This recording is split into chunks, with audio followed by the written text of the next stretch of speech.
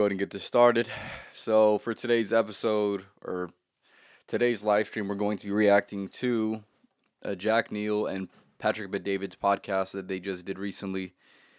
If this is something that interests you, I have plenty of reactions on certain podcasts. This is pretty much the only thing I like to really react to, but that is what we're going to be reacting to today. If there's a creator or video or a podcast that you're going to go and react to, feel free to leave it in the comments. Whether you're watching this or watching this live, let's go ahead and get into it, man.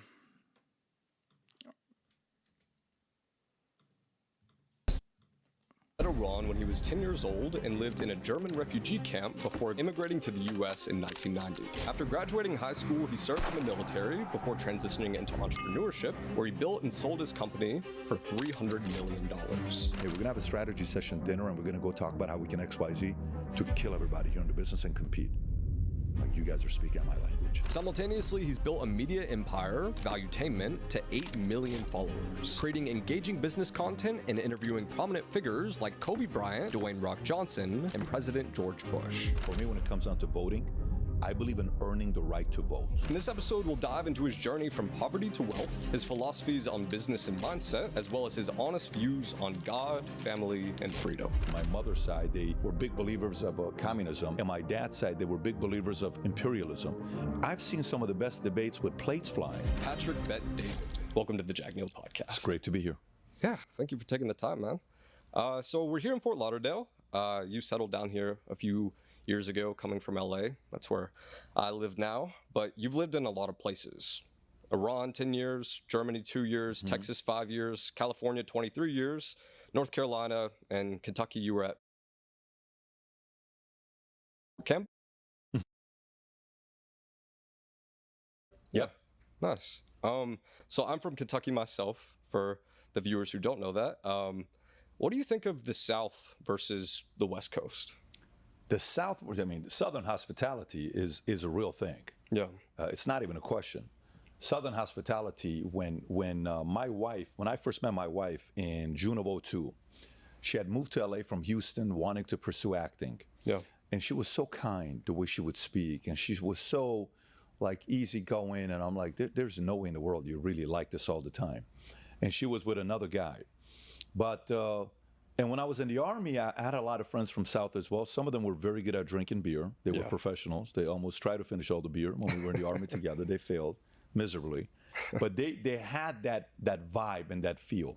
So if Texas, when we lived in Dallas, if the lifestyle of Dallas was similar to the one here, we would have stayed in Dallas. I love Dallas.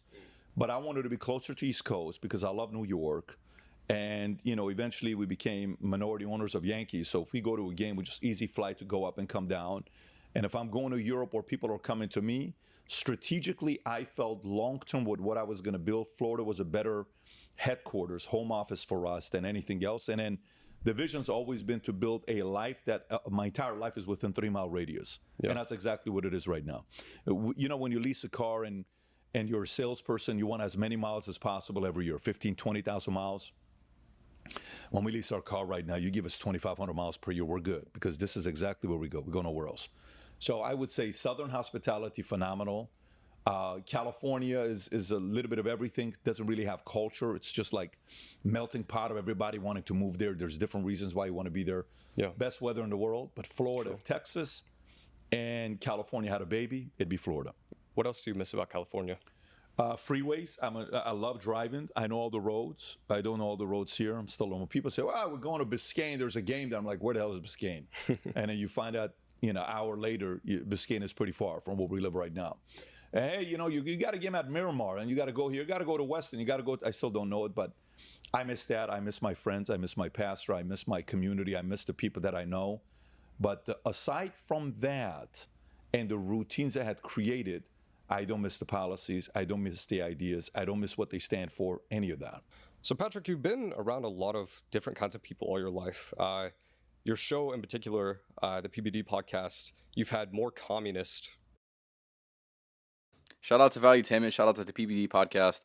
Very, very good podcast. Like I said, hey, man, some people love them. Some people hate them. Me personally, I do enjoy some of the things that he's mentioned, some of the things that I've learned from him. I've read his book. and I'll be reading his other book here soon. I read Your Next Five Moves, and then he just came out with another book called, what is it? What is it called? Choose Your Enemies Wisely. Yeah, that's a good. I've heard a lot about that book, and I was gifted that book, and it'll be one of the books that I read here very, very soon. But great guy through what I recognize, and for all that I know up until this point. But yeah, if you guys enjoy him or if you guys watched some of his content before, let me know what you On think. your show than any other person. You've had politicians, athletes, comedians, billionaires, but as someone who regularly has such high-profile guests, how do you find the balance between asking them tough questions but maintaining the relationship? That's a good question. So if you disrespect me as a guest, you're opening it up. And that's when it's, you cross the line, because what you're telling me is you don't value the relationship. No problem with me. I'm okay with that. We can brawl and have a good conversation together. So, for example, Anthony Weiner came in. He disrespected. The moment you disrespect, no problem. Let's have a street fight. It'll be great. I'll get hit. You'll get hit. The audience will win, and then we'll see what happens at the end, right? As a guy that's in debate and your mother and all the things you've done, being in a debate space, you know how that works out. Yeah. But I enjoy a good conversation. I was raised in a family. My mother's side, they were big believers of communism, and my dad's side, they were big believers of imperialism. I've seen some of the best debates with plates flying. I've seen debates with, my dad would buy this nice little piece that they had spent some money from Esfahan. That breaks against the wall. Now, that's entertaining when you're talking about real debate, right? Yeah.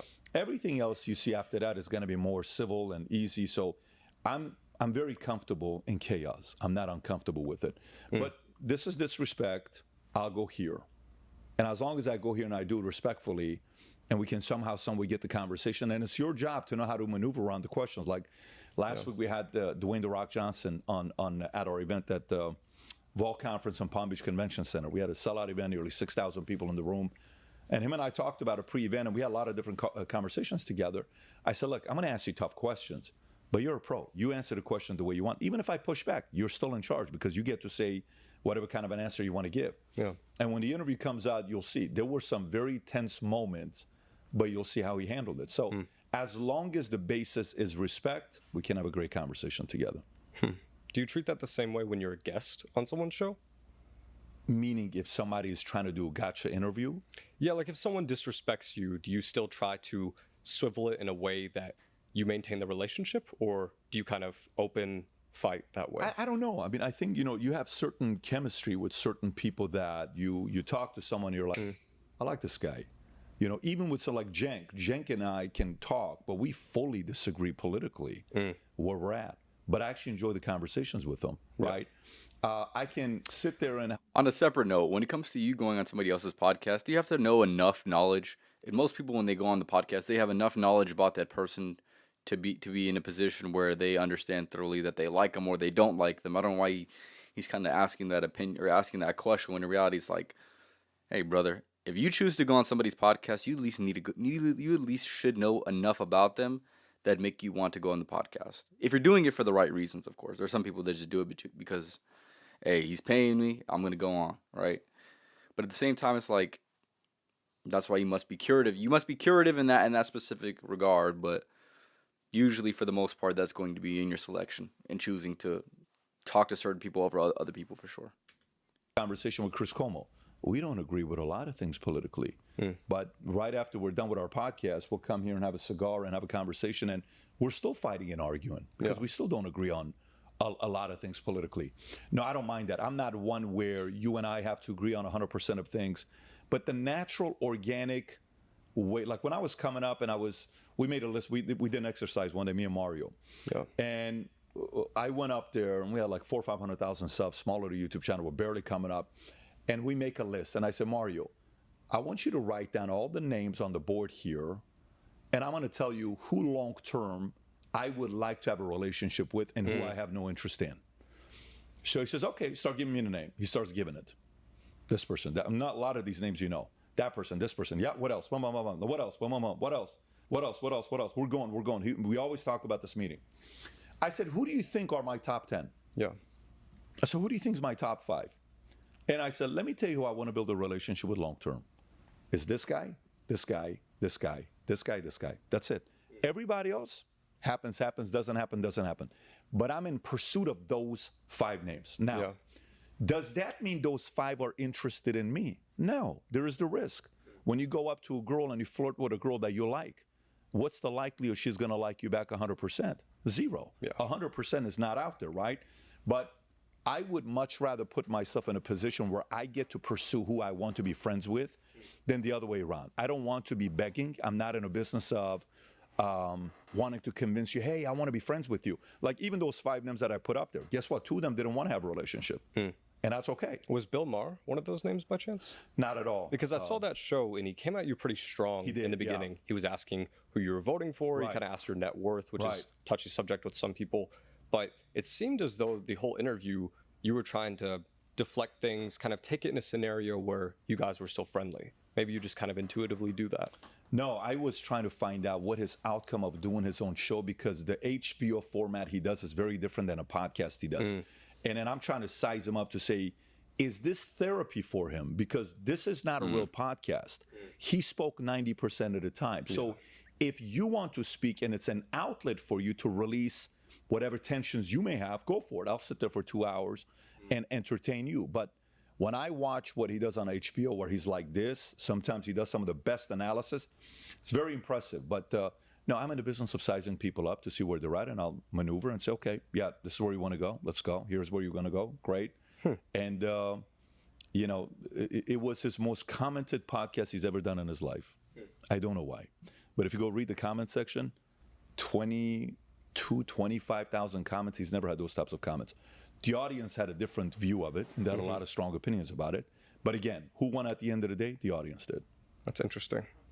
You have this book, Choose Your Enemies Wisely. How does that relate to this concept? And what enemies have you chosen? To which concept? I guess the concept of like being friendly with certain guests, being friendly with certain interviewers, choosing to make an enemy of them for the sake of that podcast. Make an enemy of them for the sake of the podcast. So are you asking sometime when I interview somebody, I want to make him my enemy? Is that what you think? I guess for the sake of the debate. For the sake of the debate. So do you think I try to make Bill Maher an enemy of me, or me an Definitely enemy not. of him? No. Okay. I'm curious if you ever do that. And if so, who, Well, no, I mean, if you want to have a lively conversation, okay, if you go look at UFC, Dana White, I love watching his interviews, post-fight interviews, pre-fight and post-fight. Always watch I them. watch more Dana White interviews post-fight than I watch fights.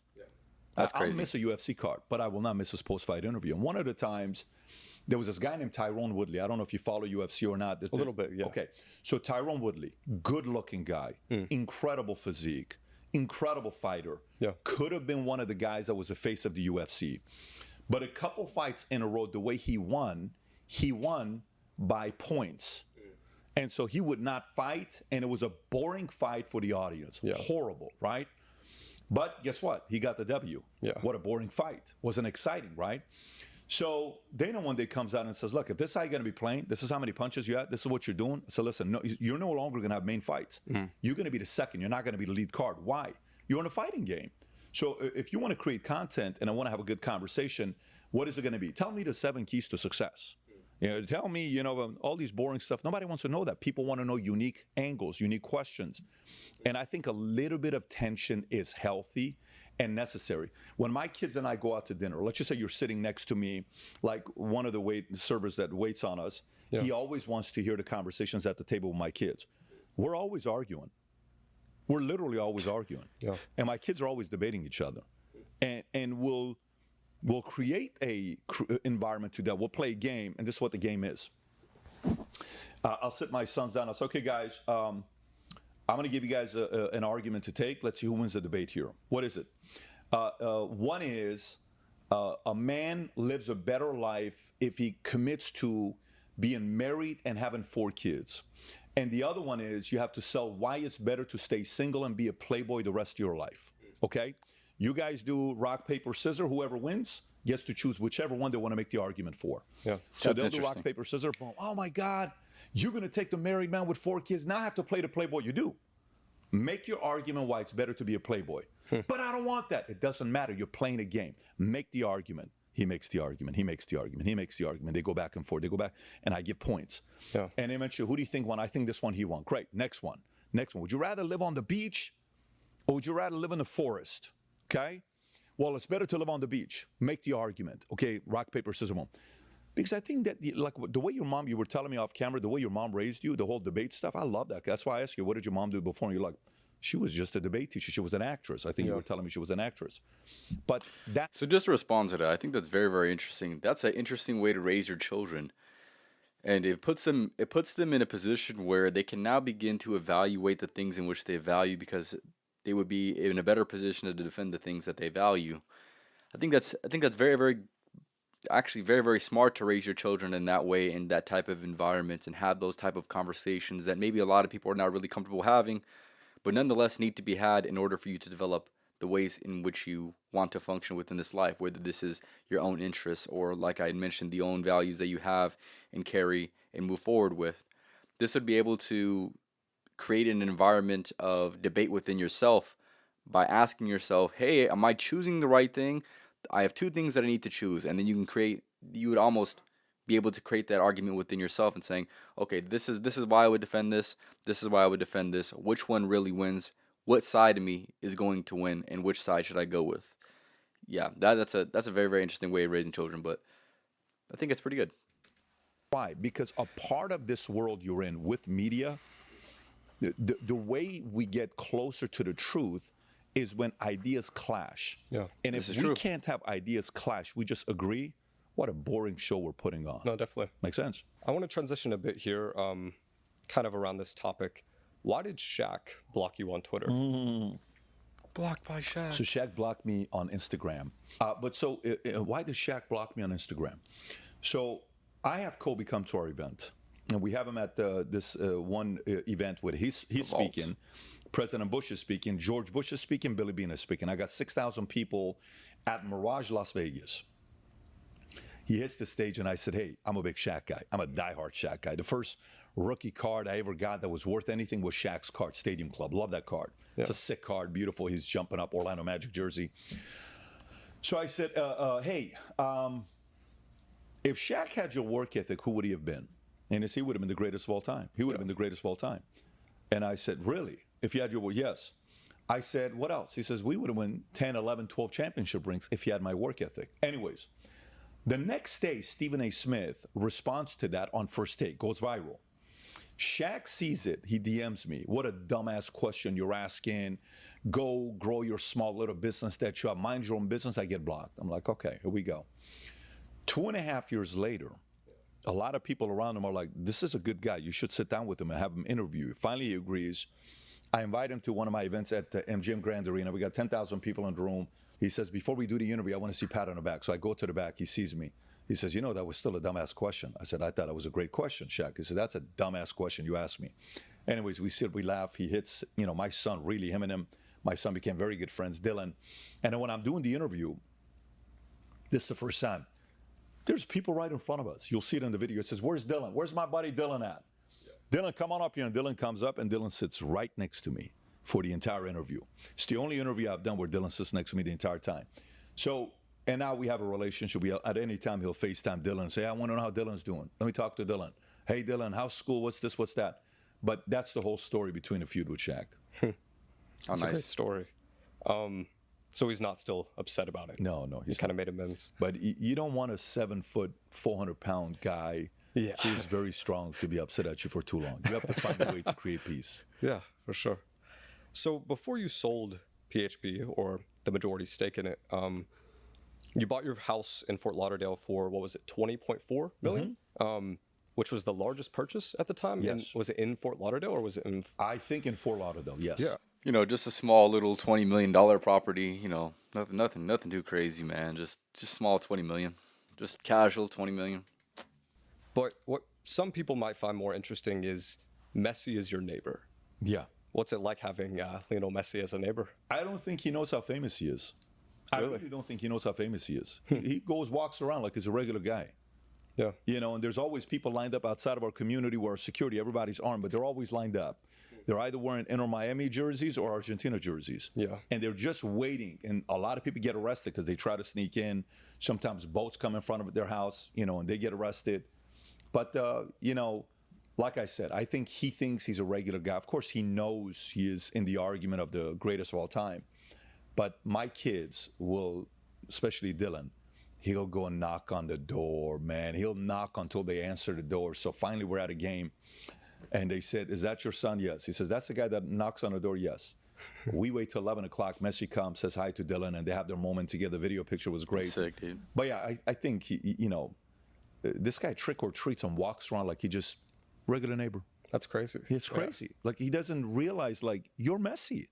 You're not a regular guy. But do you think him and Ronaldo are probably the two most famous people on earth? Because a lot of Americans don't have this concept of soccer or football, like how it's treated internationally. I think you're right. I mean, obviously, if you think about the most liked Instagram post of all time, I think 3 out of the top 5 is Messi. I think the other 1 out of top 5 is Ronaldo. And Ronaldo the other day chooses to start his YouTube channel. I don't know if you saw that or not. I didn't see that, no. In a span of a week, he went from 0 to 55 million subscribers. Wow. Fastest ever. That is the fastest ever, yeah. He might pass Mr. Beast. Well, that's what he said. He says he wants to get bigger than Mr. Beast, but Mr. Beast had to work for it to get there. But Ronaldo is just so famous and so attractive. And, the one thing marketing-wise, if somebody was Messi's marketing manager or, CMO or whoever it is, him not speaking English and doing interviews is cost him a lot of money. The moment Ronaldo realized he's got to speak English and he started doing interviews, he went to the strap, because the sponsorships he gets, it's very different than the sponsorships Messi gets. And my kids, as much as, in my opinion, Messi's the GOAT, not when it comes down to my kids. Yeah. Dylan's like, "Dad, it's purely Ronaldo." My nephew, it's purely Ronaldo. It's the connection Ronaldo's made with young kids, I think, is very different than a connection Messi's made with young kids. I think Messi's connections with older folks who kind of follow, but Ronaldo has a younger audience. And the ladies, let me put that up there. I think ladies would much rather follow Ronaldo than Messi. That makes sense. Yeah. He has that persona. Yes, he does. I want to skip around here. Do you gamble on sports personally? Oh, not at all. I can't stand it. No. What's your opinion on sports betting, and do you think it's ruining the games? I don't think so. I think I'm not a fan of it myself. Hold on, man. I want to see the chapters in here, man. Give me a second. What do we got? Oh, shit. Oh, that's not it. My bad, brother. So what do we got? All right, that'll be good conversation. Oh, fuck, I forgot how political he is nowadays. God damn, he's so political. Yeah. Yeah, we'll see. Okay.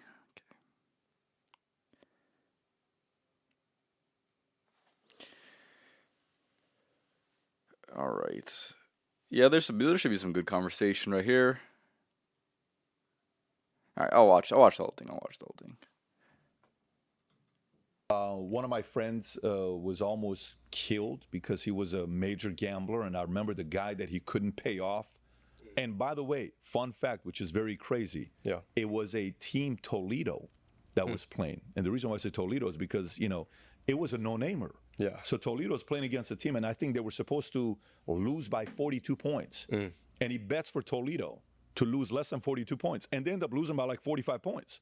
So he's like, there's no way, and he put his entire life savings that he had, and they were after him. It was ugly. We had to find a way to make that work out. I'm not a fan of that. I used to gamble a lot. I used to play poker a lot. I used to play blackjack a lot. I was in Vegas 26 times a year, and I was heavy gambler. And then one day I'm like, yeah, I'm done. I don't want to do any of this stuff. What was it for you? So 2 of them. One, I was a kid. When I was 11 years old living in Germany, my mom and my sister and I, we bought 5 lottery tickets. Five marks we picked the numbers. I said, we're going to be millionaires. It was like $5 million. I said, this is it. We're going to be done permanently. We're going to be rich. It's going to be awesome. Yeah. I'm sitting waiting for the numbers to come out. We got, I think, 4 out of 6 or 3 out of 5 numbers right. So it was still like a pretty exciting experience. Good, yeah. We lost it. I cried like a little baby. I said, I will never play lotto. It's the last time I ever played lotto when I was 11 years old. And then the other time was I was in Vegas once. And I went out, I'm 21 years old. I took out $5,000 of my MBNA credit card. It allowed me to take $5,000 of cash out. And I said, I'm going to go there and I'm going to bet 250. If I lose, I'll go 500. If I lose, I'll go 1,000. If I lose, I'll go. So I did that. I bet 250. I lost. I bet 500. I lost. I bet 1,000. I lost. I bet the other 2,500. I lost. 6 hands in a row, I lost. I said, there's no way this is supposed to be happening. It's the last time I played. I'm like, I'm out. And that next day, I get a call from a guy named Dave Kirby. I got an offer to work at Morgan Stanley Dean Witter, and I never played the game ever again. Just walked away from it. It's better to have a bad taste in your mouth with it when you don't have a lot of money, you know? Yeah, but listen, I gamble with business. I take risks in business because, you know, I'm at least controlling it. Yeah. You know, I'm the house. I'm the guy that's the operator. I'm controlling the odds, the energy, the intensity. But you don't when you're playing, you know, in the casino. Yeah. I mean, the odds of a business winning is pretty much zero, but you only have to win one time. You know, that's the main difference. And it's predicated on who's the operator, right? Think about who the operator is. If I told you right now, you know, Elon Musk is starting a business, okay, and he's going to go into the phone business. He's raising $1 billion. Yeah. He thinks he's going to have a, you know, $500 million company, and you get to put $100,000 into it. If it goes to $100 billion, your $100,000 is $10 million. Would you consider putting $100,000? So, yeah. You would say because of the operator. So business and investment, the risk is all relied on who the operator is. If the operator has a reputation, who's a driver, who's not driven by money, he's driven by correcting an injustice or doing something that's never been done before, you can play ball. If the operator is distracted, you know, coming from a place of just, then you're like, I'm not going to take the risk. So the key to the business is who the operator is. That is a very interesting perspective. So let's just say you're building something, right? Let's just say it's a personal brand, or let's just say you're starting a company. You are the operator. You must be able to check yourself in those moments by saying, I am the operator. I am the person that's going to be in control of these things. And you must treat it as such with that seriousness. Because if you're not, if you're getting distracted instead of being focused, or let's just say you could be planning to do something and it has never been done, and approaching it with a very, let's just say, focused mindset, that's going to be completely different. That operation and that operator is going to move completely different than the person who's just, or that operator that's just distracted, or, you know, it doesn't have the right mindsets in place, doesn't have the right people in place. So regardless of what you're building, what type of operator are you, and what type of operator do you need to be in order to succeed in whatever definition you define success to be? Before we transition a bit into politics, I want to ask you this, and this has kind of been a topic of discussion among people on X. So I've had some conspiratorial guests on the podcast. Particularly my last guest claims that politics is slavery with the illusion of freedom, the illusion of choice. And a lot of people make the claim that once someone gets elected into office, the people in the black suits, the people in the three-letter agencies kind of have control. They tell them who's boss. But why are you pro-Trump with that concept in mind? Do you not believe in that concept? Do you think it's only a small part of the equation? How old are you? 23. What do you think? It's a good question, even though it's just right back at him. I think the president likely has some degree of power, or at least implied power to other countries, but I think it would be unlikely that he has as much power as people might think he does. Very interesting. So you subscribe to a somewhat of a philosophy of what your previous guest believes in. I would say so, yes. Okay, great. So, but I'm open to it. I right? totally get it. And by the way, I applaud you for being open to it and being reasonable to it. But for me, here's how I see it, right? Okay. So is that your girlfriend, or is Yes. okay? How long have you guys been together? About 7 months, 8 months. 7 months. Is it pretty serious? Yeah. Okay. Do you think she has any selfish reasons of wanting to be with you? Of course. Yeah. Do you? Yeah, of course. Is there anything wrong with that? No. Nothing wrong with that, right? Okay. Do you think when, let's just say one day you guys get married, okay, Okay. you guys have kids, do you think for the first 90 days or a year or 2 years when your kids are born, who do you think is more important to her day to day when she wakes up in the morning? Who do you think she's thinking about first? Kids. Definitely the kids, yeah. Do you think there's anything wrong with that? No? So that's the natural part, right? I remember one time, my wife is pregnant with our first. Yeah. This is 2012. And 2011. Where's he and we're going with sitting this? outside our house in Northridge, California, off of Encino Avenue. And it's one lady who was a cashier at Where's he going with what this? is that? Bed Bath & Beyond. We helped her roll over some of her money. One of our ladies that Diana did. And she's walking by our house and she sees us. We're just sitting outside. It's a Sunday. She says, oh, hi, Jen. Hi, Patrick. Hey, how's everything? Good. So when do you do? February 1st. Can I give you some unsolicited advice? Yeah, sure. What's up? Says when you know, Patrick, let me start off with you. When she has the baby, Yeah. you're going to go through a moment where you're going to possibly consider making a dumb mistake because you're going to feel like the kid is more important than you. Your needs are not being met.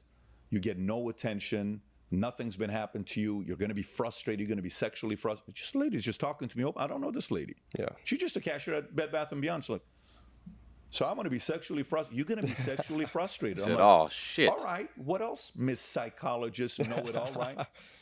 And then she says, you're going to go through it, and you guys are going to have a big fight, okay? When that happens, just know it's very normal. We all go through it. And I'm like, then she looks at my wife. She says, now, Jen, I got some advice for you.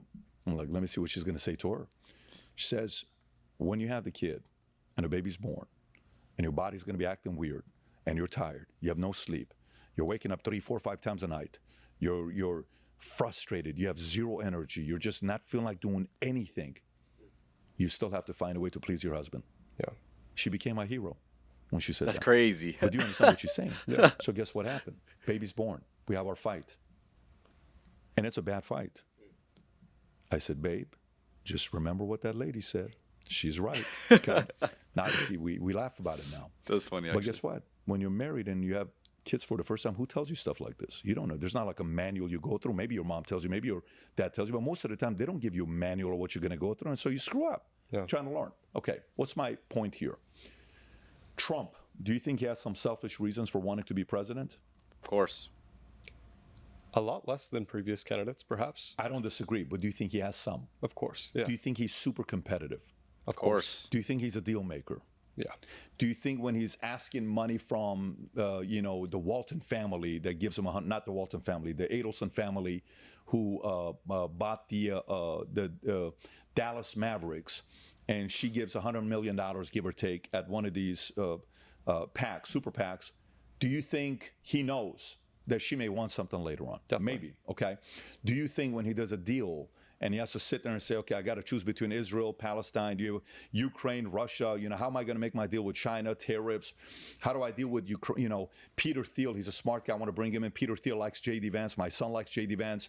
My daughter's not going to be involved in this one with Jared Kushner, but who do I bring in? If they're not going to be involved, who's going to play a role? What's my younger son going to play a role to see Barron Trump? Is he going to bring some of the younger guys that are going to want to do this? My wife, what role does she? He's a deal maker, okay? So, yes, when you make deals, you sometimes owe favors, okay? So I think that dirty part of politics, he's learned how to play it more this time around. Do I still think there's people behind closed doors that are the puppet masters that are controlling what to do, what not to do, and certain people they control? I think those people are still there. Do I think those people are going to make the calls and give threats and say, if you don't do this, we're going to do this? I think those things are there. But here's the reality. Okay, what dirt do you now have on Trump that the public doesn't know about? What are you going to say? I'm going to tell the world about Stormy Daniels. They know. I'm going to tell the world about Karen McDougal. They know. I'm going to have the DOJ come after you and tell you Mar-a-Lago's only worth $18 million. I just went through it. I'm going to send people to come and investigate your Mar-a-Lago property and go through your wife's drawers, panties, and all this stuff, and we're going to go look for the files. They've already done it. I'm going to humiliate you publicly. It's already happened. So I think Trump is in a position right now where from the first term, he experienced that, where he, tried to get some things done, but he's like, oh, I don't know if I can get things done. He saw what happened second term, where he lost, and, in election interference, et cetera, all that stuff that happened. He saw the dark side of it, the game. And now this time around, he's coming. He has an experience, who to bring in, who not to bring in, who to have, who not to have. So, but does that mean the people that come in from those three-letter organizations still don't have a lot of control? No, they still have control. Do you think they have more control? Absolutely, because they're going to be there longer. You're not going to be there longer. They like Nancy Pelosi, when he first got into office, like, look, guys, all these guys can come and go. They're going to be here 4 years, max 8 years. We're going to be here forever. Don't worry about it. We got this. Let us stay unified. Forget about these guys. They're the face. We run the show. Who fired Joe Biden? Who sat Joe Biden down and fired Joe Biden? Nancy Pelosi. Can you imagine the amount of power she has to sit him down and say, you're out? Yeah. What did that conversation sound like? Do you think there were any threats involved? Do you think there were some deals involved? You think maybe she said to him, if you do this deal, what I'm going to do to you is we're going to get you a nice little documentary about you, and we're going to give you the best library, and we'll get the funding for this, and we're going to make you seem like this, and we're going to make you seem like the hero, and we're going to make the comparisons of George Clooney, or talking about the fact that you're one of the most noble presidents of all time compared to George Washington. That's what George Clooney said. That was all dealt. But they also said, if you don't step away, let me tell you what we're going to do. We're going to double down on this, we're going to double down on that, and we're going to double down on this. You don't think they said that behind closed doors? Of course they did. That happened. Why? Because she has more power than Joe Biden does.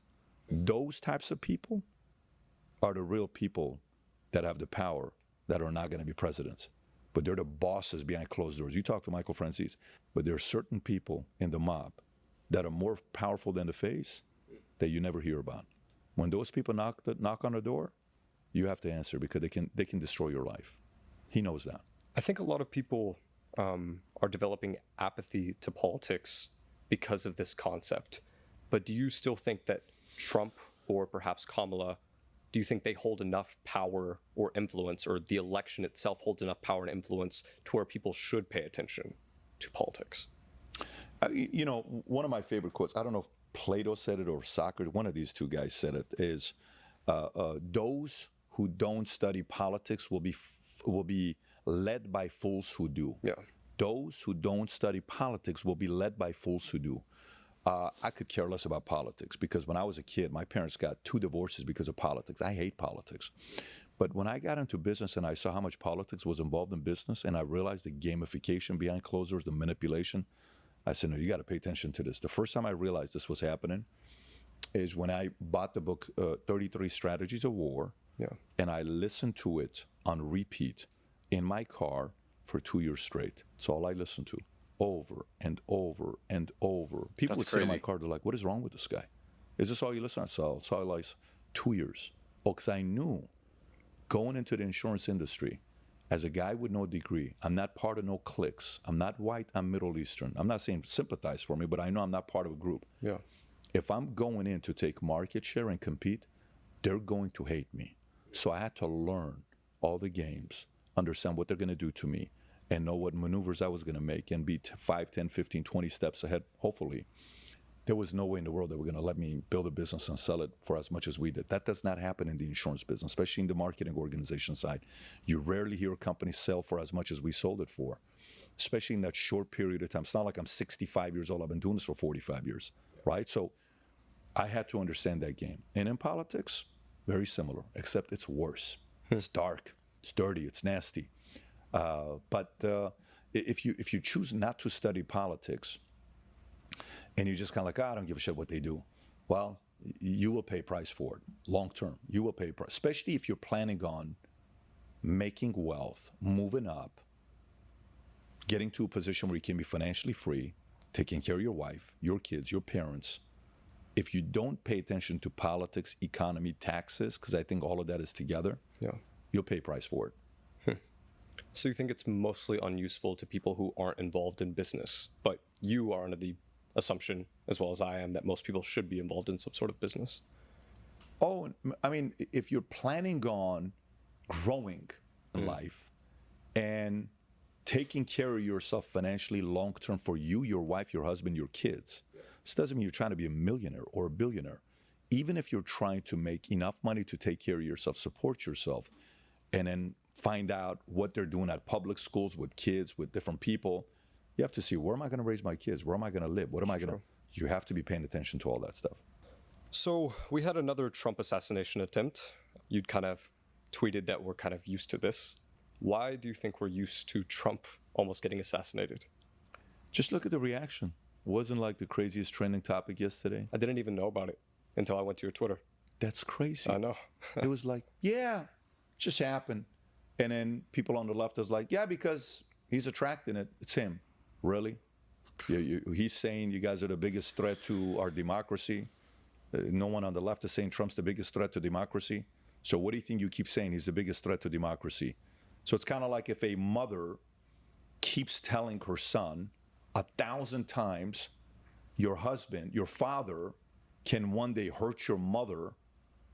Maybe 1 out of 10,000 sons who doesn't like the father because of the amount of BS the mother's fed the son, maybe 1 of the 10,000 sons would be willing to do something to hurt the father to be the hero in front of the mother. The mother's in charge of how the son treats the father. Yeah. And some mothers say the husband cheated on her. Say the husband left her dry with no money. Say the husband left one day. That pain, some handle in different ways. Some go to church. Some seek vengeance. Some find a way to get their revenge with their pinning their kids against them. But maybe the average son's going to be like, oh, Mom, leave it alone. I'm like, it's enough. I know you hate her. That's your problem between you and him. Maybe, 100 out of 100 kids don't do anything about it. But 1 out of 10,000 is all it takes. 1 out of 100,000 is all it takes. So far, we've had 2. And this is a very interesting guy that did this, by the way. A lot of people, if you go follow him and look at some of the things, something came up by the fact that he was following this one girl named Sue Kim, and who she was a former ex-CIA, okay? And she had some responsibilities with different organizations. I think she's a Yale person. He followed her, which is not a big deal. You can follow anybody. But she followed him. Why did she follow him? Why did he go to Ukraine wanting to fight? Why does he have his weird background with the stuff that he's done, Hawaii, and, you had weapons of mass. We had certain weapons 22 years ago or 20 years ago and certain weird arrests. And your son is being interviewed and say, yeah, my father hated Trump, but he would have never killed him. I mean, and then, by the way, Trump decided last minute to go golf. It wasn't scheduled weeks in advance. You decide last minute to go golf, and then you're there lined up knowing he's going to be there. Who fed you the information? Who told you he's going to be there? I just have a lot of questions, and I don't know if these types of questions are like flipping like this, where you're like, hey, here's what we found out. Boom, boom, boom, boom, boom. Just not moving quickly enough. But, Trump's not going to change his position. He's going to keep campaigning. He's not going to sit on the sidelines. But yeah, I think there's a community that's becoming a little bit too immune to this, and it doesn't mean there's not going to be another one and another one and another one. Maybe they'll continue. Do you think there will be another one? Oh, I mean, the way they're going right now, they fear. Vinny and I were talking. Vinny put a very good tweet out. Vincent Oshana put a great tweet out where he said, the first debate happens with President Biden. How many days later was the assassination attempt? So they didn't succeed. Now debate happens with Kamala. Kamala immediately wants to do a second debate, a rematch, and then news leaks that on ABC there was an agreement made that you get to ask these questions and fact check only Trump and not the others. And I think ABC even said, yeah, that's kind of what took place. You can do your own due diligence and look this up. And then a few days later, there's another one. Again, no one's saying that's, let's correlate all of this, that there is something like a deeper thing going on. But when I run a business and I'm sitting in a room and we're trying to find out why our server keeps going down on the last day of the month in the last 2 hours, I have to go out there and pull up the data and find out what happens on the last day of the month in the last 2 hours, and what certain state or what certain city the traffic comes in the most, to be able to isolate which office it is. Are they messing around? Are we getting attacked? It's a competitor. I want to know everything. Yeah. And then you're like, there's a 3% chance we're being attacked by an enemy. There's a 28% chance that it's our top office that's competing harder than the others. But I want all of it. That doesn't mean each one of them. I just want to be able to sit there and say, okay, boom, boom. As a general of the Army, as a leader, you get to decipher and say, it's probably this, but let's investigate all of it. That's what our job is, but we're not doing that. It's really interesting that when you do investigate this, it comes up with similar answers. Like the profile of the last shooter was somewhat similar in nature.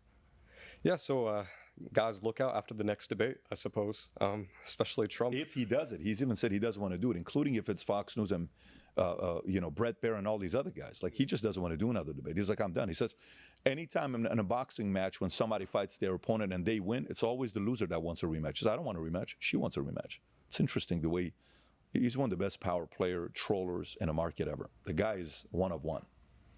Who do you think won the debate, Trump or Kamala? I think Kamala did much better than people thought she was going to. I agree with that. Yeah. I think Kamala came out, her abortion argument to,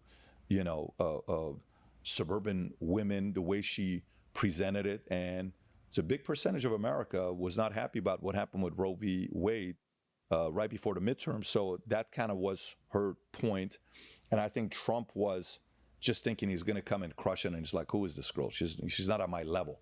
Yeah. It's almost like Michael Jordan's playing against a high school basketball player. That's and crazy. Like, oh, I don't need to practice and prepare for this. You're playing high school. You're not on my level. Yeah. But every once in a while, you're like, Michael Jordan, one time they're playing against the Knicks.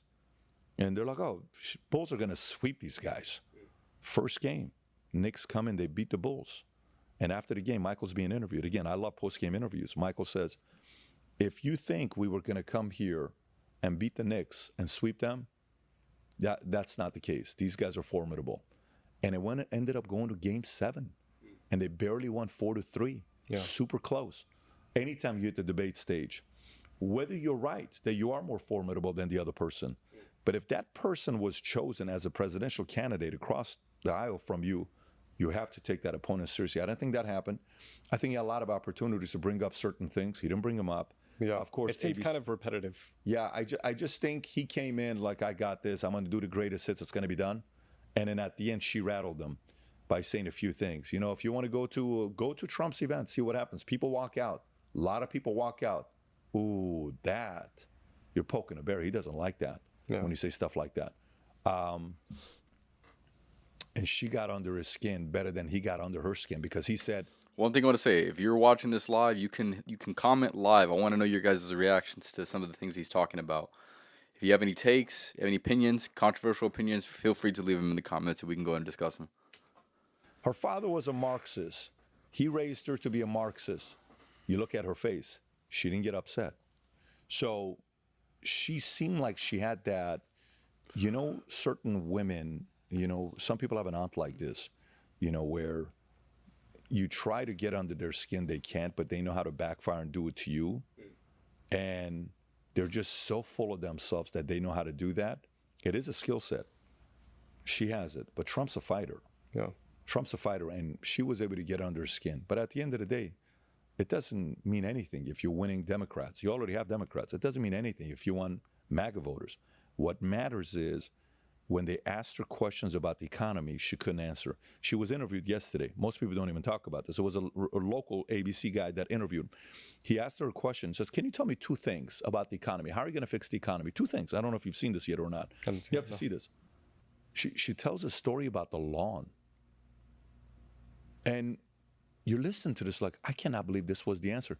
She knows nothing about the economy. When I tell you nothing, she knows nothing about the economy based on how she answers this question. You're not going to fool independents and libertarians. They know the economy matters. So when the next day the stock market futures drop because they're worried that she may have a chance of winning, what are futures? Futures, right? Yeah. When it drops, no, this is not an economy person. And independents, they rely a lot on how your policies are going to affect the economy. Do you think America is ready for a female president? Do I think America is ready for... Well, I had a question. I want to know your guys' take. The question is, what he just said, do you think America is ready for a female president? Let me know what you think in the comments. Like I said, we have live comments that I can see, so put them in the live comment chat area. My take, I'm going to go back and I'll give you my take. No, this is not an economy person. And independents, they rely a lot on how your policies are going to affect the economy. Do you think America is ready for a female president? Okay, so here's my take is this, right? You can hate me for it, you can love me for it, whatever, right? Do I think America is ready for a female president, right? So a president is someone that I would suggest should be a leader, right? I don't think and I inherently don't think women are leaders. That's not what they are. There's usually a man that's a leader, not usually a woman, right? Of course, are there some women in positions of power? Yes, but she's not even at the top of her own household. Like, if you think about that for a second, right? Like that's just why I think it's weird. So if you're going to be a leader, if you're going to be in a position of power, I think it's going to work best if you're a man who can be able to be in a position where you're at least threatening. I don't think people like Putin, I don't think those type of people are really threatened by an American woman president, right? They're not very intimidated by this. And if you are one of the world powers, I think it's very very key for you to be an intimidating force. And if you're not an intimidating force, it is not necessarily a good thing. If here's the thing, if Putin's saying, I'm just giving you one example of a world leader, right? If Putin's saying, "Hey, I would like Kamala to be the president," right? If he says anything regarding that, he is the enemy, right? He is a perceived America's enemy, right? So with this being said, if he's saying, "Hey, I would like this to be the world leader for them," that should be an interesting thing that should set off an alarm within what is actually going on, what he actually wants. If he's opposing us and he says, "Oh, that would actually be a good idea for you guys to go ahead and make," when he doesn't have the best interest in mind, I think it's an interesting thing to talk about. But like I said, I don't necessarily think that you should put women and leader in the same sentence. If you're not even the leader of your own household, how could you be the leader of an entire country, especially if you have the big bad foes that exist, the other leaders of other countries that are and that wouldn't be threatened by a woman president. America. I'm not sexist. I'm not any of those things. So like I said, if you want to call me those things, that's that. I feel like women and men, they have their own individual roles. They have their own individual things that they're good at and the things that they're not good at. And that's just what it is, right? You could try to give me arguments all day long. We have our own individual interests. We have our own individual roles that we must play, and it's going to be best played when the man is the leader. It's what it is. Ready for a female president? I think so. I don't think it's a. I asked this question 2 nights ago for my son, my sons during dinner, and my son's like, "Yeah, sure, but it depends policies, Dad. You know, we don't care if it's a female president. You just have to have the right policies." And I agree with them. I think we are. But here's a question you got to ask yourself. So this is a question I asked them. I said, which would you rather have? Would you rather have a 35-year-old single president, male, who's never had kids, is not married, or an 85-year-old man who is married with kids? Which would you rather take? The married. Yeah. So that's right. Now he says, now my son responds and he says, well, it depends. I said, depends on what? Is the 85-year-old a healthy 85-year-old? That's actually a very good question you're asking, right? So then I said, okay, so do you think somebody who has never been a general, never been in the military, should be able to serve as a president? David, my security guy, says, it depends on timing. He says, I think today we would benefit from having a president that's been in the military before, because we're in wartime. Ukraine, Russia, Israel, Hamas, Palestine. That's actually a very interesting perspective. I said, what are you more uncomfortable with? A person who's never served the military to be your president, or a person who's never had a child to be your president? So the audience has to make that decision. Like, I'm probably going to choose somebody that's never had, because if you've never had kids, how do you know what it's like to raise kids? Well, Kamala's never had kids. Yeah. So, you know, we have to sit there and think for ourselves, well, who cares? Why are you asking a sexist question like that's not a sexist question. She's never had kids. Are you okay with someone? Well, she's got a step. Totally get it. But you've never had a child, so I want her to have the experience of what it is to do that. Yeah. Now, so if we get somebody who is a qualified woman that maybe, you know, married, had kids. Now, by the way, if you can't have kids, different story. We can't judge a person if you can't have kids. But if you chose not to have kids, why did you choose not to have kids? Well, it's because I chose my career over everything else. no matter what you do, somehow, some way back here, when you make decisions, you will not be thinking about the people that chose to have kids, because it's not that important to you, right? When I was building my insurance company, I'll never forget what I had to learn. I was single, and I'm building the business, and I was 25 years old, and I was working with individuals that were married with kids. Yeah. And I'm like, yeah, you got to do this, and you got to do this, and you got to do this, and you got to do this. They're like, oh, wait till you have kids and you're married. You won't think like this. I'm like, man, but I'm still going to be like this. No, you're not. Okay. So then I started one day, I'll never forget, I took 12 couples to Foga de Chao. Love that place. Love that place. In Universal City. Do you know Universal City? Yeah. You know where that is? I took them there. So we went there, and I sat there, and I put husband and wife, husband and wife, husband and wife, all the men on one side, all the ladies on one side, and I had them all talk to each other. For 2.5 hours, they didn't talk to me. I sat in a corner, and I just listened to all the stresses and worries that mothers have, husbands have, fathers have, wives have, and I'm writing it down. Got it, boom. Got it, boom. Got it, boom. Got it. So then every time I'm sitting down with a husband and wife, I'm single, 25. I don't know what it is to be married with kids. Yeah. What's the biggest pressure of being married? What is the biggest challenge of being a mother and a father and trying to make a business work? What is it? So then when I'm speaking to a crowd or an audience, I now know what is the pain point of being a mother, trying to make your marriage work and trying to cook for your husband, or trying to get your career going. If you got a dual income, you're working, he's working, picking up the kids, waking up early, making breakfast, going to work, not being late, not losing your job. It's a hard thing to do, right? So, and then later on when I got married and I had kids, and I said, wait till you have your second. I'm married with 2 kids, I'm still driving. Yeah, but it's boys. You never had a girl. You're going to change when you have a girl. I had a girl. Yeah. And then they couldn't say anything because now we got 2 boys and 2 girls. But then I understood what it was like to be married with kids. So there is a very, very, I was interviewing Hunter Biden's ex who had a kid with him. The recent one that they didn't want to talk about publicly and Joe Biden didn't want to talk about. Yeah. While I had her on, this is when he was going through a lot of drugs, and sometimes they would do it together. She wrote a book that was coming out, and she came to me. I was one of the first podcasts. I think that was the first podcast she did. I said, so tell me, did you ever meet Joe Biden? He says, yes. He says, one day I'm at the hotel, and we're fooling around. We're doing drugs, and we're having a good time.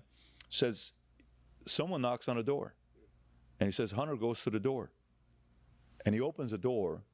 It's his father. I said, what happened? He says, well, I came to the side, and I was looking at his father. I said, what did you notice? So, well, Hunter was high as a kite. I said, what did you feel? He says, I looked at Joe's eyes, and I've never seen this much pain in a father. You can say whatever you want about Joe Biden. Yeah. He's a father. You can say he's a bad father.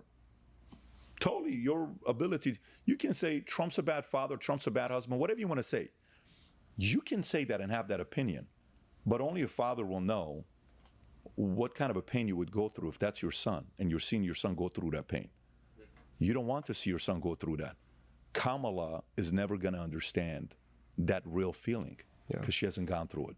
Just like a person who becomes a president who's never been in the military, doesn't know what it's like to wake up in a morning formation, doesn't know what it's like to go out there and work, doesn't know what it's like to be trained to be a shooter in the military, doesn't know what it's like to go through boot camp, AIT, working in a unit, the language, what it's like, why do we stop when we see a 4-star general? What kind of a respect do we have when we see a general's star on a Humvee and they're driving around, everybody, oh my God, I'm a general's driver. They don't understand that, right? This is a very different language. So one has to sit there and choose what kind of a president we're more comfortable having. In this instance, Americans have to decide, are you comfortable having somebody that wants to be a president who claims she worked at McDonald's, but she never did, who claimed she used to listen to Tupac when she was going to college and she would smoke weed pre-Tupac making any kind of music.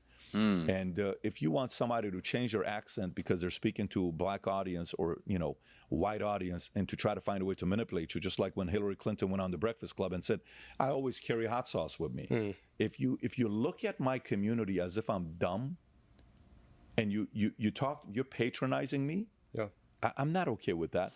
But if that community, even with knowing that, you still vote that way, that means Democrats own your community. You're owned by them. And you have to be okay with that because you're choosing to do that. But they're looking at you thinking you're oblivious and you don't pay attention to these signs. One has to look at that and say, I'm not a dummy. You're not going to do that to me. To believe in facades is something that's interesting. To put on a facade and want to have the approval of people is an interesting thing to go ahead and do. Yeah, that's crazy. I didn't know it got that deep, but yeah, for her to be putting on facades is a whole different thing when it comes to talking about her character, which I do believe the person that is the president should have the type of character that can be able to say no to whoever he or she needs to say no to, right? Who can be able to have the say, the final say, or maybe if they have enough control, and will make the right decision that they believe is the best for everything, right?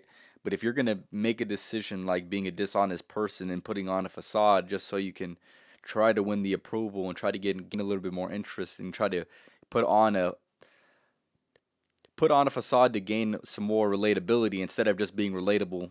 That's just, like I said, I don't know. That's not good character to me personally. It's like flattery, right? Somebody flatters you. When you're younger, it could work. Yeah.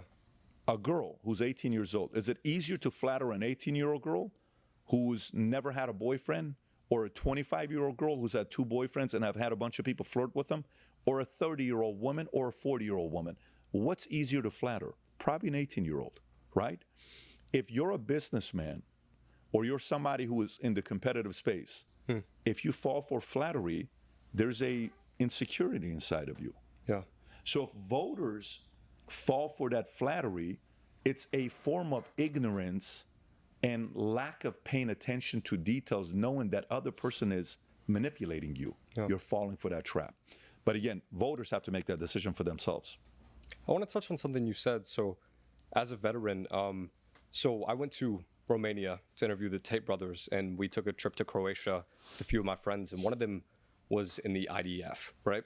And it was a guy, I just met him that time for the first, when we went to Croatia, and I was telling him about the Tate interview and how Tate had said that maybe there's a world where women shouldn't vote. But then he kind of claimed it was because of the military and the capacity for being able to be drafted. So I asked this friend, I was like, do you think women should vote being in the IDF? And he's like, of course. And I was like, but what if women weren't required to serve in the IDF? Would you think about this differently? And he's like, maybe I would, because all the men are being drafted. They have to serve their time. But do you think people who were not in the military should be able to vote? So I have a whole breakdown on this that's going to piss a lot of people off. So for me, when it comes down to voting, I believe in earning the right to vote. For example, if a 16-year-old kid has a job, he's making $20,000 a year, Yeah. paying 15% in taxes, $3,000 a year, versus a 28-year-old grown man who lives with mommy and daddy, has never worked a day in his life, has never paid taxes for income, never held a job. I don't want this 28-year-old to vote. I want the 16-year-old to vote. To me, it's not about age. It's about understanding the pain of paying taxes. Okay? So now, let's go through it. What if there was a system where your vote counts as 5 votes? What do you mean? Let's go through a scoring system. If do you own any stocks? Yeah. Give me one of the companies you own stock in. Tesla. Tesla. How much of a voice do you have in Tesla if you're not happy with something Elon's doing? Very little. Why? I don't own a lot of the company. Now, who does? Elon. Who else does? Probably BlackRock. Who else does? George Soros. Larry Ellison, some of these guys that have put some money into it, right? Or shareholders, or people that are on the board because they have a bigger say. Who are you and I? Yeah. If we own a few shares, let's just say we have $1 million of Tesla stock, or $100,000 or $10,000, who are you? Who am I to say what Tesla should be doing? Yeah, I have some say, but not at the level of somebody's going to be taking it, right? Okay. Yeah. So what if our voting system was like this? You serve the military for 4 years, you get 1 additional vote.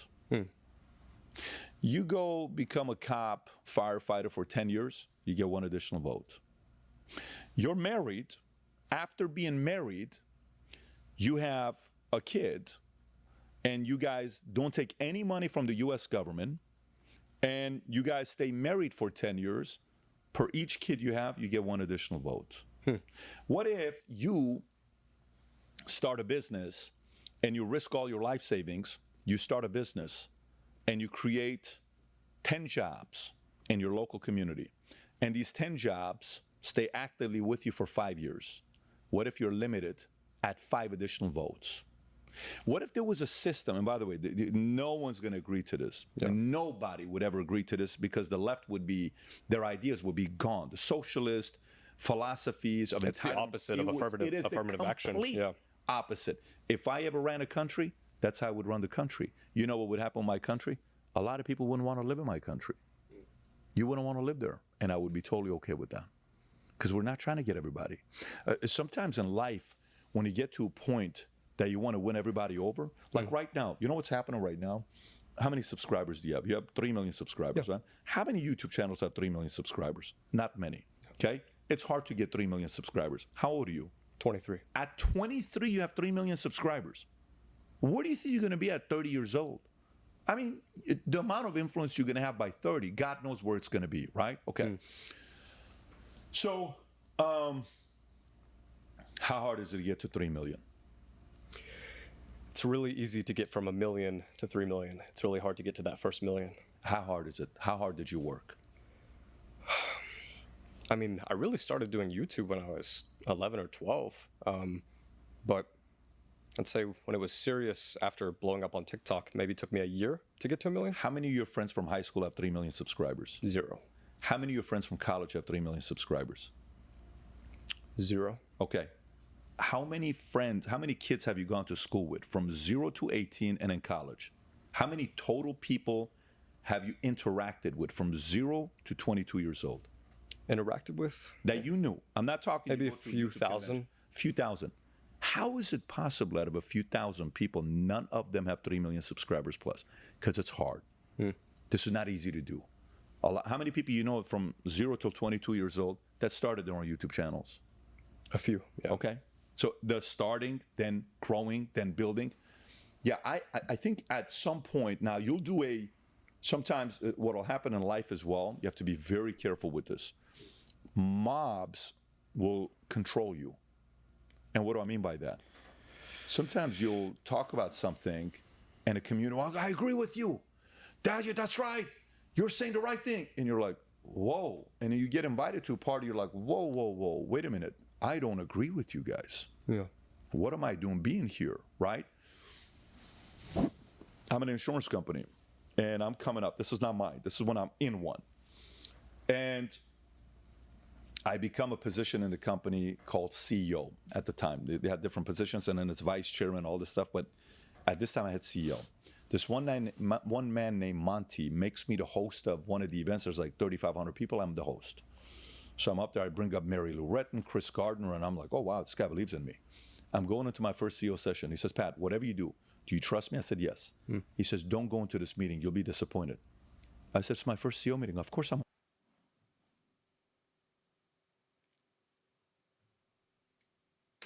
been looking forward. He says, I'm telling you, don't go to it. I said, I'm going to it. He says, you're going to realize, don't go to it. So I'm trying to see if this guy's testing me or not. So I go to it. I walk in. Oh, my God. All I hear is 60% of the men I looked up to, all they're doing is bitching and whining, complaining. This is not fair. That is not fair. This is not fair. I'm like, man, I looked up to you. Look at the way you speak, your language. You sound like a bunch of helpless complainers. Yeah. I don't respect the way these guys are speaking. I don't respect the way you're handling your situation. What is this all about? You don't talk like that. And then I got in, and then I realized, okay, at every level, there's complainers. At every level, there's a group of people that are not willing to pay the price to get to the next level. I'm going to do my part to get to the next level. I'm not worried about it. Then a group of all our CEOs, there was 60 CEOs in the room, 56 to be exact. So 56 in the room, and these 8 CEOs that I looked up to, we went in the corner with them. And I'm like, hey, what's up? And all of a sudden, I'm catching all of them are bitching and complaining. And I'm like, whoa, I'm not part of this group. So I left. I went to the next group. All they're talking about is what bar they're going that night to get drunk. I'm like, I'm good. I don't need to do that. One guy's inviting everybody to go to a strip club. I've been to way too many. When I was in the Army, I got out of my system very early on in my life. I don't need to go any of this stuff. Where are you guys going? Hey, we're going to have a strategy session dinner, and we're going to go talk about how we can XYZ. to kill everybody here in the business and compete. Like, you guys are speaking my language. And I went with them. You have to be very careful which mob you get recruited to, because if you go here, stay here long enough, you'll be part of them. If I ever ran a nation or a country, and if you came to our country complaining, you're going to have a very hard time being in that type of a community. But my voting system is all based on earning the right to vote. You contribute more, you have more say. It's an interesting one. Oh, trust me, most people don't like it. Yeah, so I wanted to relate this to myself a bit, just to kind of get an idea of the way you think about business. Having interviewed so many high performers and kind of starting your podcast ground up, what is the process or sequence, a word you're very big on and like a system you're big on? How do you become the #1 podcaster? Quick note, so I asked Patrick this because I'd like to figure out how to be #1 in a niche as fast as possible. In high school, I was a national speech and debate champion at 16. At 19, I was the #1 crime TikToker. And in the past 2 months since we've launched this podcast, we've already had some of the best guests in the world. But if you're a business owner that wants to be the best in their niche, not #3, not #2, #1, I actually work with a handful of people every year on this to take them to that level. And if you want to claim your spot and get a chance to work with me one-on-one, just DM me the phrase #1 on Instagram. DM me the phrase #1. Now let's hear Patrick's answer. How do you become the #1 podcaster? So are you saying like period, like a Rogan? Is that kind of where you're going? I would say so. Like Okay, #1 on Spotify. Well, How let's would go you go through about that. Let's go through on how to become the #1 podcaster in the world, like Rogan. So with Rogan, there's a couple things he has. One, the most boring podcasters, you notice, they are very limited. Okay? Meaning, they don't have a lot of width of topics they can talk on, and they don't have a lot of depth. So it looks like this. Maybe they can talk 3 topics and 2 levels down. Yeah. Okay. Then you have certain people that are only 1 topic, but 9 layers down. History, military, like a Balin. If you see Balin doing interviews, I don't know if you've seen Balin's podcast or YouTube channel. It's got like 6-7 million subscribers. Mr. Ballin? Yeah, Mr. Balin. Yeah, he's a good friend of mine. He's fantastic. I love Mr. He's phenomenal. He was the person that mentored me on this whole thing. Is he not the coolest cat out there? He's super nice. He's super Have you nice, had him right? on the show? Him and I asked him about our relationship. See what he'll tell you about it. You should ask him the question. Yeah. So, Balin, entertaining, can go deep on military, history, topics, exciting, likable, right? Okay. Go to, pick another podcast. Okay, if you go to Tucker, perhaps. You go to Tucker. Very interesting guy. Background, father, what his father did, CIA, was he not CIA? The amount of books he's read, his experience, school he went to, types of people he's interviewed, his intelligence when it comes down to politics, and then his way of being sarcastic when he's asking you a question. You don't even know he's disrespecting you, and he just kind of looks at you, but he just disrespected you. That Tucker will do that and wouldn't even try, right?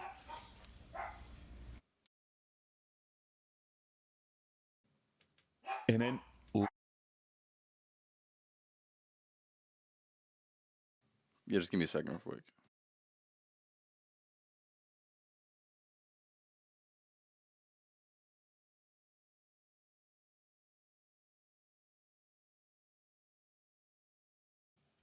and was he not CIA? The amount of books he's read, his experience, school he went to, types of people he's interviewed, his intelligence when it comes down to politics, and then his way of being sarcastic when he's asking you a question. You don't even know he's disrespecting you, and he just kind of looks at you, but he just disrespected you. That Tucker will do that and wouldn't even try, right? And then length of so long of being in the game. Okay, and that benefits him. He was on mainstream for #1 show for God knows 3, 4, 5 years, crushed it, right? So he leaves podcast. He competes with Rogan. I think Rogan's 1. He's 3, and you see where he's at. Theo Vaughn, super chill, likable guy, Funny. fun interviewer. You just like the guy. And then he's actually very smart, and he's a great storyteller. And everybody just wants to be around him. You feel safe around him, right? There's something very safe around how Theo is. So then you go to Joe. How many topics can Joe go wide and deep on? Oh my God, Everything. so many of them. Yeah. And then what platform does he have that's backing him up the last 20 years? UFC. How popular is UFC? There isn't a sport more popular than UFC. Of course, statistically, you can say football or WWE, but UFC to his audience, it's his ideal audience, right? Yeah. Now, Joe doesn't follow basketball, not football, not soccer, none of that stuff. Knows a lot about UFC, knows about fighting, studies politics, health, not necessarily politics, but he's interested in it. And then comedian, so he draws from fighting, draws from comedian, draws from psychedelics or weed and all that stuff, right? Brings it together. Those audiences are all his, right? And then he has a very unique gift that not a lot of people have. He has it. He's a great conversationalist. Great conversationalist. Certain people you wake up to and you'll say, oh my God, what happened? Damn, I wonder what this person said about it. So you'll go to him. You're like, oh my God, that's what he said. Maybe you'll say, I don't care what Theo Vaughn said about it. Maybe you won't say, I don't care what such and such person said, but what did Tucker said about it? Interesting. So, hey, what did this person say about it? Interesting. So you want their commentary, right? But, then there's the person that may give you the commentary, you may not like them. Yeah. You may not like their personality. Like, you are so flippant and I would never want to have dinner with you, but you're so freaking smart. I just want to hear what you're going to say, right? That's attractive still. It's the opinion. Then there are those who are very good interviewers. Yeah. Great conversationalist, where you're sitting down and talking to them. Theo Vaughn, incredible, right? Lex Friedman, very good interviewer, right? Follow-up questions, how he goes deeper into it, right? You hearing how he interviews people. Very, very, good conversation. Rogan's there, and Rogan's, people want to know what he thinks about it. And it's the last one. It's the attractive personality. How attractive it is, how charming it is, how charismatic it is, or how annoying it is. Yeah. Okay, because, one may follow Trump because he's such a troll. Yeah. You may not say he is the most likable guy in the world, but he's such a good shit talker, you want to hear what he's going to say today. Conor McGregor. Same you thing. got Jake Paul. These are very interesting personalities. It's still part of an attractive personality. Attractive personality doesn't mean you have to like them all the time. Exactly. But they are attractive, right? So take Rogan's attractive personality. Take his conversational style. Take the fact that people want to know what he thinks about XYZ. He's a trifecta. That's why he's number one. And you add the years that he's been doing it, there's a reason why he's getting $250 million from Spotify after getting $200 million the first time. He won't be going away. And by the way, he's only 55 years old. So he's not going to be going away for a long time. He'll be the first. Yeah, it's all of what he said is very, very true. Rogan is definitely a very, very unique podcaster. Me having my own podcast, he's definitely a person that you have no other choice pretty much to look up to. Obviously, he's very, very relatable. He's somebody that, like he'd mentioned, you can pretty much go deep in a lot of different topics. People want to hear what he has to say, and he can tap into pretty much any of his interests and get pretty much anybody on the podcast for the most part. That definitely can add to the draw that people see within his podcast, because he has so many interesting guests on, and he genuinely wants to have the conversation with them. He doesn't really, in most of the podcasts that have the most respect, they don't really do things that they don't want to do. They do everything that they truly want to do, and people just happen to find it interesting. Yeah, Rogan, one of one, man. I'm coming for that spot though. Podcast billionaire. He will be the first podcast billionaire. So this is a segment called This or That. You choose an option. You don't have to say why, but you can if you'd like. Yankees or Dodgers? Yankees. Cigars or coffee? Oh, cigars. I don't drink coffee. Trump or Kamala? Not even close. Trump. Trump or Reagan? It's a good question. For today, it's Trump. For almost any other time, it's Reagan. LeBron or Jordan? Not even close. Jordan. Kobe or Jordan? It's Jordan. Even though I like Kobe more. But it's I asked you this earlier, but Messi or Ronaldo? It's Messi. He won a World Cup for his country. When I was in Argentina and I asked everybody, this is pre him winning. I said, so Messi or Maradona, you can't ask a question like, they were getting upset. I said, why are you getting upset? Do you have kids? I do. What if I ask you which one of your two sons? And I'm like, whoa. By the way, and when I tell you they're getting, I'm not talking one person. Most people I asked that question in Argentina were upset with me. Wow. But I ask everybody because I want to know how they're, and then they said, but the only difference why Maradona is here is because he won us something. And Messi hasn't done that yet. But now Messi won it as well, so did Maradona. US or Iran? I was born in Iran, but I was made in America, so it's all day US. English or Farsi? English. Bitcoin or gold? This is a tough one because I have a lot of gold and I have Bitcoin. If you could only hold one. I think it's very hard to argue against Bitcoin today. Steve Jobs or Elon Musk? It's probably going to be Jobs. Warren Buffett or Ray Dalio? Buffett. Partnership or solo entrepreneur?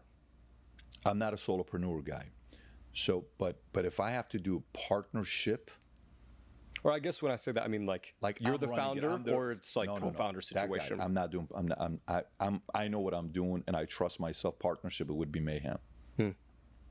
Unless if it's a business that's not the main core thing I'm driving, but the main thing I'm driving, the holding company, I'm driving it.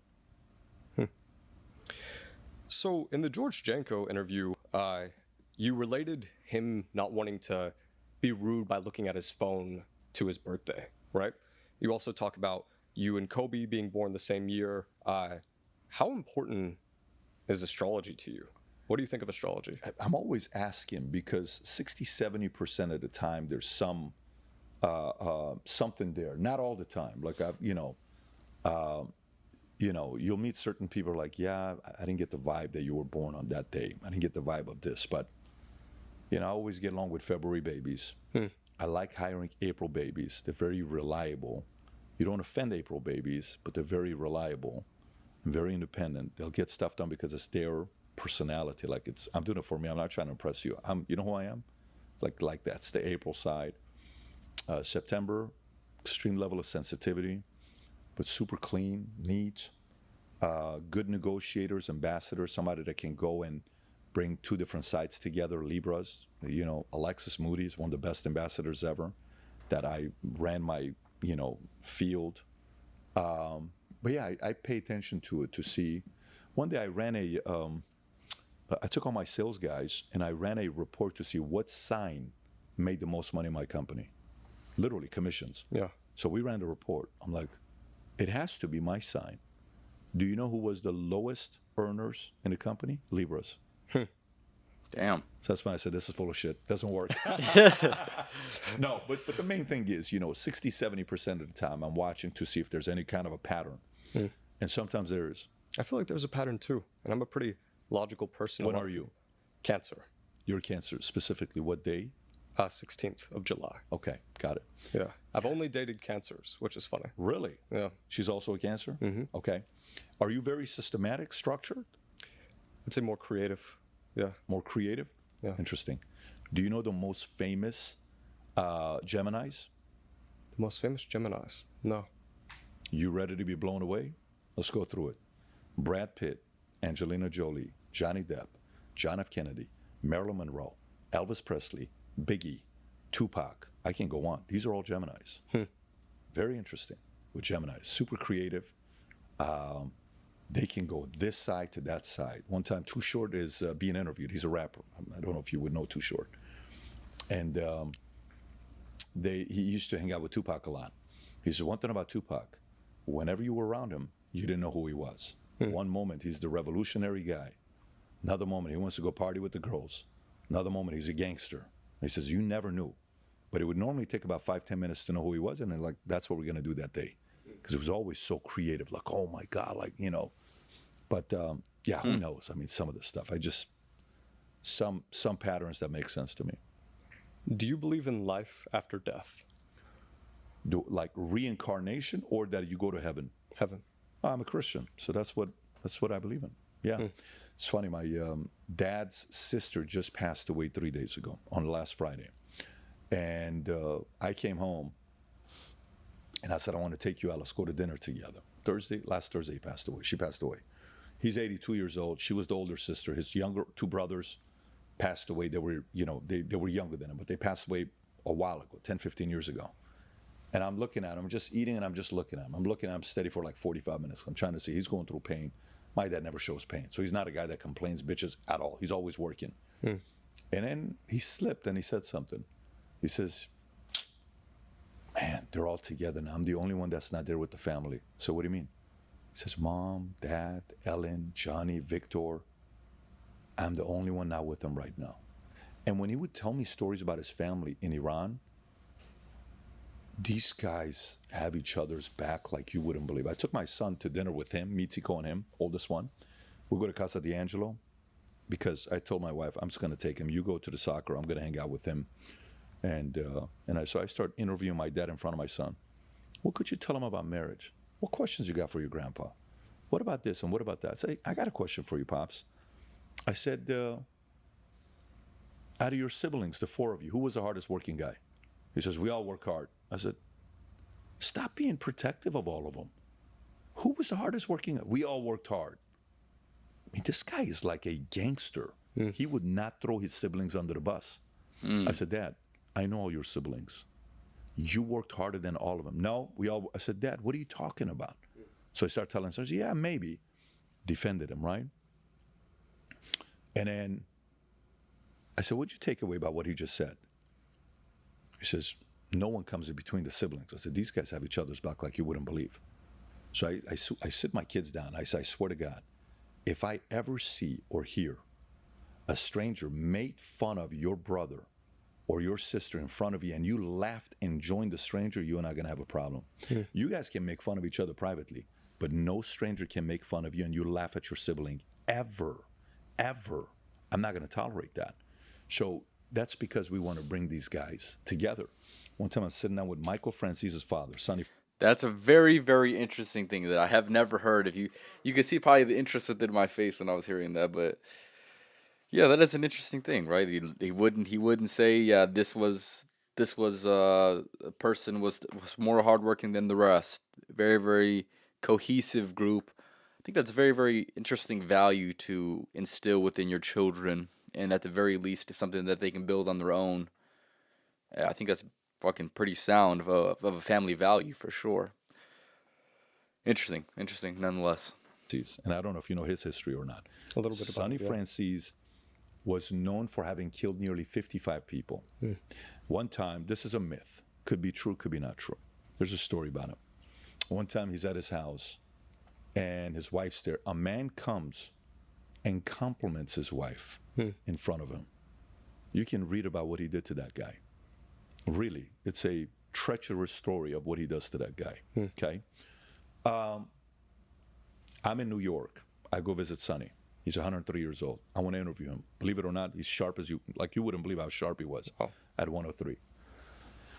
So we're negotiating. His lawyers show up. Michael shows up. We're at the old folks' home.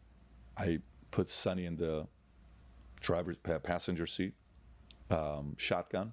I'm driving. We take him to his favorite Italian restaurant, and I'm talking to him. I said, so Sonny, you go way back. You know Lucky Luciano. How was Lucky? Great guy, man of character.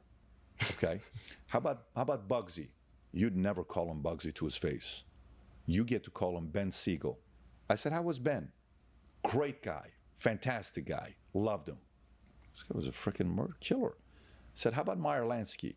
Incredible guy, always kept his word. Richest Jewish, mobster, gangster. How about Frank Costello? I'm like, Sonny, you can't say this stuff. He said, what do you want me to tell you? This is my memory with them. Then we go to lunch. We're sitting down at lunch. This famous picture we have together at lunch. And fight breaks out between me and the lawyer. You're not going to do that, blah, blah, blah, blah, blah. Finally, I'm like, Sonny, can I just ask you a question? Yeah.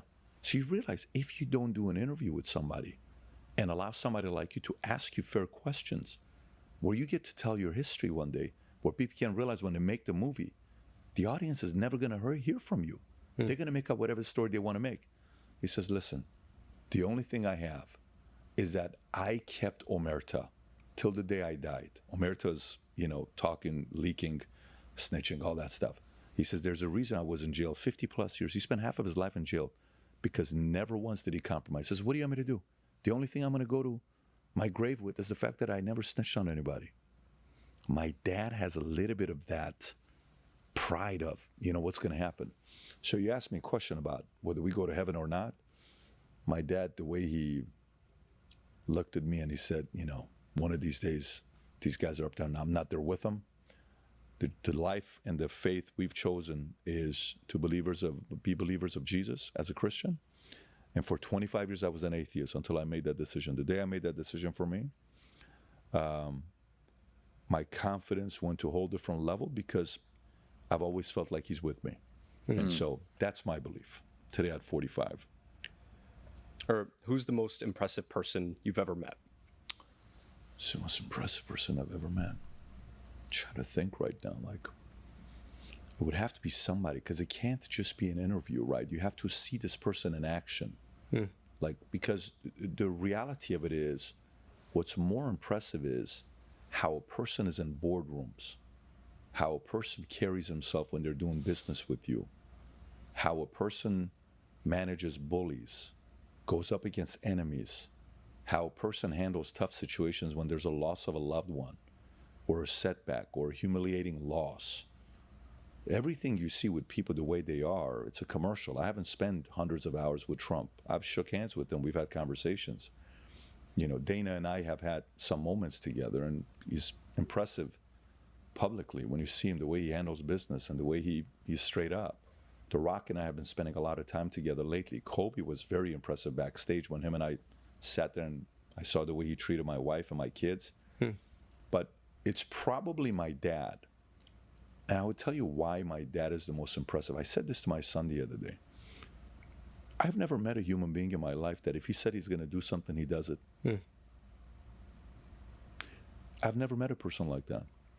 You could talk to my dad 2 months ago, and if he told you in 2 months he's going to knit you a tie with stuff that's from Iran, just custom for you, he's going to deliver it to you a week earlier than he told you he was going to deliver it to you.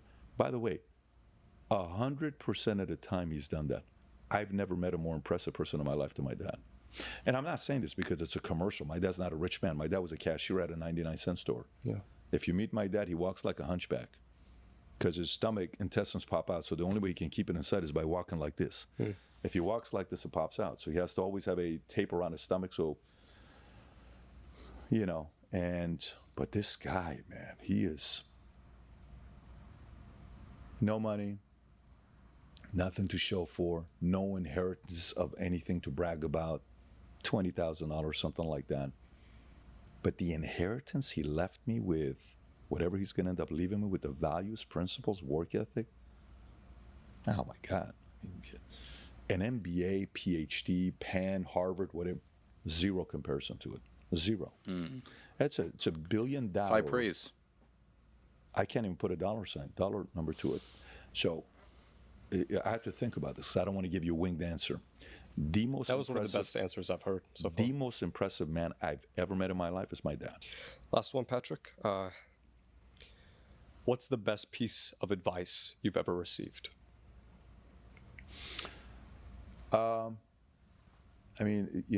It changes at different stages of life. And there's marriage, there's finance, there's business, there's health, there's, a lot of different things. I'll give you a couple of them. One of them was, I'm at Diamond Bar, and this man named Rich, we're looking at an audience of 100 people in this guy's backyard, which he was neighbors with Sugar Shane Mosley.